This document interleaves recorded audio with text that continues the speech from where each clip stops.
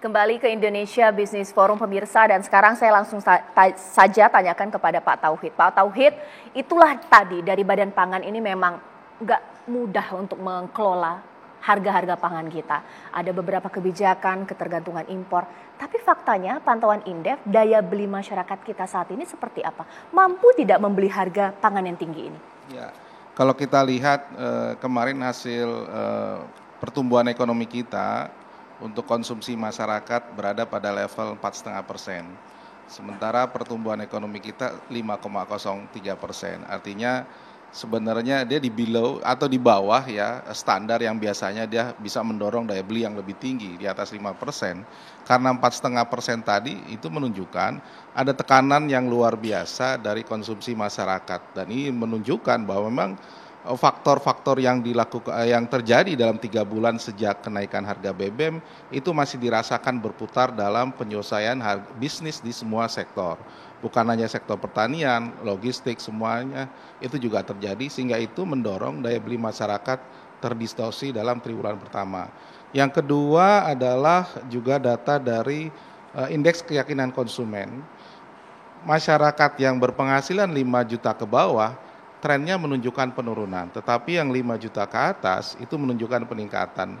Artinya bahwa memang kelompok menengah ke bawah ini mengalami problem soal daya beli tadi. Ini kan menunjukkan bahwa memang dalam beberapa bulan terakhir, apalagi mereka harus menghadapi kebutuhan pokok lebaran, itu cukup berat. Nah, mampu atau tidak, saya kira pada akhirnya masyarakat hanya bisa bertahan pada kebutuhan-kebutuhan yang sangat pokok, misalnya beras, mereka tetap harus beli, telur mungkin mereka kurangi, daging mereka akan tahan. Nah, pilihan-pilihan itulah yang kemudian masyarakat lakukan dengan level pendapatan yang relatif tertekan dalam 1 triwulan ini. Nah, itu yang kemudian saya juga melihat kalau tidak ada upaya untuk mengerem harga ini, harga relatif stabil, bukan hanya masyarakat bawah yang kena, pedagang juga kena gitu. Pedagang juga kena, kemudian juga para pelaku industri peternak juga kena. Harga tinggi itu tidak happy itu semuanya ya. Mungkin sesaat buat para petani jagung ya karena diuntungkan, tetapi pada akhirnya itu akan berdampak pada banyak pihak. Nah, ini yang saya kira memang mau tidak mau banyak upaya agar harga turun dan daya beli masyarakat tidak terdistorsi secara dalam begitu. Nah, saya kira memang daya beli ukurannya 2 bisa dibantu. 1, harga relatif stabil, kedua ada intervensi untuk mendorong daya beli tinggi. Nah, saya membaca ya, tadi sampaikan oleh Pak Arief, memang ada bantuan sosial. Tapi kalau kita lihat, yang pertama agak relatif lambat dibagikan ke masyarakat dalam triwulan pertama. Jadi terimanya mereka bansos tapi relatif terlambat. Yang kedua, jumlahnya itu tidak terlalu signifikan bagi masyarakat menengah ke bawah. Jadi kalau misalnya sekarang kelompok miskin ya rata-rata 530.000 per kapita per bulan ya, per keluarga sekitar 3 juta dengan bantuan hanya 400 atau 500.000 per bulan, nggak dorong untuk konsumsi masyarakat lebih tinggi. Nah, ini problemnya. Ya saya kira mampu atau tidak, kalau harganya masih seperti ini ya pasti mereka akan memilih mana yang paling prioritas, dan pada akhirnya ya daripada mereka nggak makan ya mana yang paling sederhana yang mereka bisa konsumsi begitu, Mbak. Baik, Pak Akmal, problem ini menjadi semakin berat ketika soal pangan bukan saja masyarakat terdampak karena memang faktanya daya beli masyarakat belum baik, pedagang juga nggak happy, bahkan juga faktor-faktor lain mempengaruhi juga pada akhirnya. Bagaimana ini, Pak? Baik, yang pertama ini kan adalah anomali ya Pak ya. Kalau kita lihat bahwa sebelum-sebelumnya kenaikan karena adanya hari raya gitu ya, Idul Fitri. Sekarang ada kenaikan pada saat sebenarnya permintaan tidak naik. Ya kan? Tadi saya kira dari Bapak Ana sudah menjelaskan bahwa kita pilih memang komoditinya nih. Saya sepakat tadi bahwa di pertemuan kita di sini juga mengatakan bahwa memang beras ini harus naik supaya petaninya di hulu ini bisa mendapatkan hasil yang bisa menutupi biaya produksinya. Saya kira sepakat itu dan dipastikan bahwa memang berasnya tersedia dan harganya memang tidak mengalami kenaikan di luar di HT tadi Pak ya, harga eceran tertinggi. Yang kedua Pak Mbak, kita harus seimbangkan antara hulu sama hilirnya nih. Harus ada keseimbangan, harga keseimbangan. Ini mungkin menjadi tugas kita semuanya, pemerintah dan juga kita, bahwa kita ingin juga produsen kita juga happy, seperti tadi katakan, kemudian juga penggilingan di tengahnya happy, di hilirnya juga happy. Ya kan, artinya konsumen kita gitu ya. Nah, kita melihat bahwa ada beberapa memang komoditas pangan yang sangat rentan ya, mengalami kenaikan pada saat terjadi hari raya, misalnya cabai gitu ya. cabai, misalnya kita cabai merah. Kita tahu bahwa produk pertanian kita ini kan sangat rentan dengan cuaca, ya cuaca, kemudian kondisi pertanaman ya. Nah menjadi pertanyaan besar kita, apakah barangnya ada atau tidak ada gitu? Ya kan harga naik itu kan salah satunya tadi karena memang ada masalah cuaca, ada masalah tadi kenaikan HPP. Tapi yang paling utama pertanyaan utama kita, ada nggak barangnya? Ketersediaannya ada nggak gitu kan? Karena kalau ketersediaannya ada pasti harga tidak akan melonjak ya Pak Dar ya. Nah tapi kalau barangnya ini terbatas atau ada barangnya tapi tidak terdistribusi dengan baik. Saya kira Pak Arief ini kan sudah keliling kemana-mana, saya kira sudah bagus identifikasinya. Sekarang siapa eksekusinya gitu? Misalnya nih pemerintah sebenarnya memberikan ruang budget bagi pemerintah daerah untuk subsidi transportasi misalnya. Kan sebenarnya diberikan ruang tuh melalui transfer daerah ya, dana transfer daerah ke daerah itu untuk agar masanya tuh jangan sampai keuntungan besar dinikmati bukan oleh petani atau oleh tapi di tengahnya ini. Misalnya tadi kasusnya jagung ya. Di daerah saya Pak Arief ini sebenarnya petani kita itu bahkan dapat di bawah 4.000 malahan. Ada berapa yang dapat 4.000-an? Yang dapat untung besar di sini pedagangnya Pak. Dia yang kumpulin, kemudian dia simpan di penyimpanannya tadi ya. Kemudian dilepas pada harga tinggi. Nah, efeknya itu kan adalah peternak kita ini menjerit.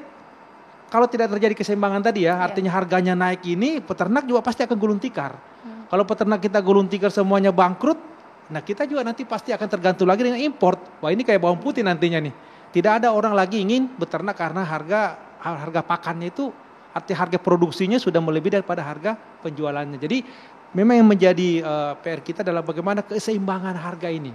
Ya, itu harus dipastikan. Jadi harus kita melihat dari hulu ke hilirnya Mbak Caca. Bukan hanya sekedar kepentingannya konsumen kita. Oke saya sepakat dari konsumen, tapi bagaimana juga memastikan bahwa di hulunya petaninya, peternaknya, ya kemudian juga penggilingannya, pedagang pasarnya, semuanya mendapatkan keuntungan dan semuanya happy gitu. Oke. Ini saya kira menjadi PR kita gitu. Ini masalah klasik Pak Arief ya, kalau mengenai harga bahkan pangan itu yang paling disorot adalah distribusi. Ini bagaimana kalau dalam pengawasan Badan Pangan? Apakah jangan-jangan juga ada kartelisasi penimbunan di sini, jalur distribusi yang bermasalah seperti apa? Insya Allah hari ini nggak ada ya kartel. Kan kalau sekarang matanya kan banyak ya. Semua bisa lihat apa yang dilakukan Badan Pangan, kementerian terkait, asosiasi-asosiasi. Justru sekarang ini saya lihat eranya lebih terbuka. Semua orang bisa mengetahui stok Bulog berapa hari ini. Semua orang bisa mengetahui berapa kuota import bawang putih. Jadi kalau Pak Mendak itu sampaikan, kan kita hitung stoknya, berarti beliau dan Badan Pangan tuh punya hitungan. Ya, tapi kalau harga di country originnya memang sudah di atas $1.300 ya, itu memang harusnya kita bebenah lah ya. Maksudnya kita mau seperti apa? Apakah memungkinkan kita stok di luar negeri ya, atau kita mau punya farm di sana? Karena pastinya bawang putih itu bisa tumbuh berkembang baik di subtropis seperti Tiongkok ya, di Henan, di beberapa provinsi di sana gitu ya. Dan mereka tidak seperti kita nanamnya gitu ya. Mereka memang besar. Sekali lagi ini memang pilihan kita. Kita harus refocusing produk. Ya nanti mungkin Pak Akmal pada saat kita meeting-meeting berikutnya, produk apa sih yang memang kita perlukan growingnya itu di Indonesia itu yang mana? Nggak bisa semua produk kita semuanya, tapi kalau bahasanya Pak Erik di BUMN itu refocusing gitu ya. Kita refocusing mana sih yang mau jadi andalan kita. Kalau sekarang kita putuskan beras, berarti tolong berasnya bisa kita produksi dari 31,5 juta ton 1 tahun menjadi 33, menjadi 34, menjadi 35. Jadi rata-rata per hektarnya 5,25 ton per hektar supaya jadi 5,5, 6, 7 ton per hektar, kita harus apa? Fokus di pupuk, fokus di benih, ya, fokus di irigasi teknis, atau apa yang sekarang sedang Pak Basuki PUPR kerjakan ya, ada embung, ada waduk, ada. Jadi maksud saya kita bisa refocusing juga. Memang lagi-lagi kita harus fokus di produksi juga. Dan berikutnya lagi misalnya ini belum ditanya daging sapi, belum kemudian belum. Ini lain lagi treatmentnya gitu ya. Kapan kita akan mulai breeding? kapan kita mau memulai cadangan bentuknya meat boxes frozen. Jadi negara-negara di luar itu sudah mempersiapkan itu. Pada saat Pak Luhut menanyakan kalau stok pangan kita itu kalau daging seberapa besar Mas? Ya kapasitas cold room kita 2-3 bulan aja. Cold room ya, jadi di negara-negara maju itu sudah dalam bentuk meat boxes dengan potongan-potongannya. Jadi 4/4, hindquarter sudah ada gitu. Dan harga itu ya akan stabil. Tadi Mas Dar udah sampaikan, harusnya yang tergantung import sudah 1 tahun sama gitu ya. Memang itu dengan catatan kita punya logistik, kita punya ketahanan pangan itu kuat. Jadi saya juga terima kasih dalam forum ini bisa menjelaskan. Dengan Kementerian Keuangan itu sekarang ada skema lagi untuk CPP, cadangan pangan pemerintah. Teman-teman ini memberikan penjaminan 3 triliun kepada Himbara, kemudian Himbara memberikan pinjaman kepada BUMN di bidang pangan, both Bulog dan ID Food, ya, sehingga bisa memiliki cadangan pangan. Uang ini tidak hilang, karena uang ini akan dipakai, di-convert menjadi cadangan pangan pemerintah. Dan itu akan sangat baik. Kenapa? Karena perintahnya Pak Presiden, ya, tolong masyarakat ini peternak, petani plus nelayan, kalau nanti perpresnya ditambahin ikan, ya, itu bisa dibeli dengan harga yang baik di tingkat petani, peternak, nelayan. Jadi kemudian program yang dihilirnya, kita banyak sekali captive market. Mulai dari pengentasan kemiskinan, stunting, rentan rawan pangan, itu daerahnya sudah ada semua. Kalau ini bisa di-connect-kan, jadi connectivity hulu hilir, itu akan sangat membantu. Ya, sekalian kita mengurangi tadi angka-angka kemiskinan dan lain-lain.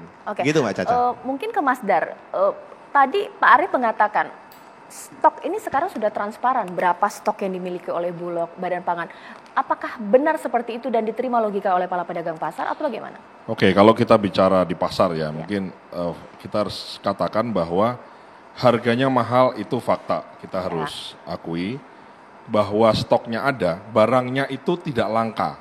Jadi barangnya mahal tapi tidak langka, itu kita harus, jadi artinya tidak langka itu misalnya kalau ada, kita, ya ada tapi harganya mahal. Artinya pedagang itu belinya mahal, ya dijual mahal. Beda misalnya kasusnya kayak misalnya kita beberapa tahun yang lalu minyak goreng misalnya, itu kan harganya mahal, terus barang itu di pasaran nggak ada. Saya sedikit mengomentari mengenai cadangan Pak Arief, kan kita sering diskusi Pak ya. Jadi memang kalau kami dari Asosiasi Pedagang Pasar tentu begini ya, kami mendorong dari awal komoditas-komoditas yang sangat sensitif terhadap rakyat itu mau nggak mau tidak ada pihak lain yang wajib hukumnya untuk menstabilkan harganya kecuali pemerintah gitu. Jadi salah satu caranya adalah yang boleh rugi dalam rantai ini hanya boleh pemerintah saja. Jangan pedagang ya? Jangan pedagang, jangan masyarakat, jangan petani, jangan nelayan, jangan peternaknya. Artinya kalau ada gejolak misalnya apapun itu, selama cadangannya ada, maka negara itu mengambil selisih ruginya. Itu saya kira yang paling pas ya Pak ya. Jadi dari awal kita sebelum ada Badan Pangan, Bapak dulu di ID Food ya, kemudian kita kan sudah, artinya negara ini di state saja Pak. Mohon mungkin di forum ini saya kira juga bagus juga ya. Usulan dari kami sempat bersurat kepada Presiden waktu itu, ya komoditas apa saja sih yang harus dikasih cadangannya itu. Misalnya jagung tuh harus berapa. Kemudian karena jagung itu hubungannya sama telur, sama ayam, karena untuk kebutuhan pakan misalnya. Daging bagaimana. Kemudian beras, kan kalau beras kan saya selalu mencontohkan ini Mbak Caca. Beras itu adalah salah satu contoh yang berhasil. Kita harus sampaikan bahwa Bulog dengan pengelolaan beras, cadangan berasnya berapa itu berhasil. Kenapa beras dengan cara Bulog ini tidak ditiru oleh atau dengan komoditas yang lain misalnya gitu. Jadi sehingga kita tahu. Jadi kalau sekali lagi kalau ada gejolak, nggak boleh pihak lain siapapun rugi kecuali satu pihak yang namanya pemerintah. Karena pemerintah tugasnya adalah membuat rakyat kita itu adil, dalam tatanan yang baik, hidup baik, dan layak. Saya kira itu kira-kira keinginan kita. Kami sangat mendorong Pak Arief, kalau Pak Arief mau kumpulkan kami pedagang untuk kita tanda tangan misalnya untuk ini ya, cadangan pangan perlu misalnya, diperlukan kami siap. Bahwa ini adalah esensi dan wajib hukumnya harus kita laksanakan. Saya kira begitu. Terima kasih. Oke, nanti sesaat lagi saya akan tanya kepada bahkan Pak Tauhid, bahkan juga Pak Akmal. Biasanya kalau harga-harga ini tinggi, yang paling cepat dan nyata yang dilakukan pemerintah adalah langsung operasi pasar. Apakah solusi dan apakah memang benar membuat harga nanti akan turun ataukah juga tidak? Di Indonesia Business Forum sesaat lagi.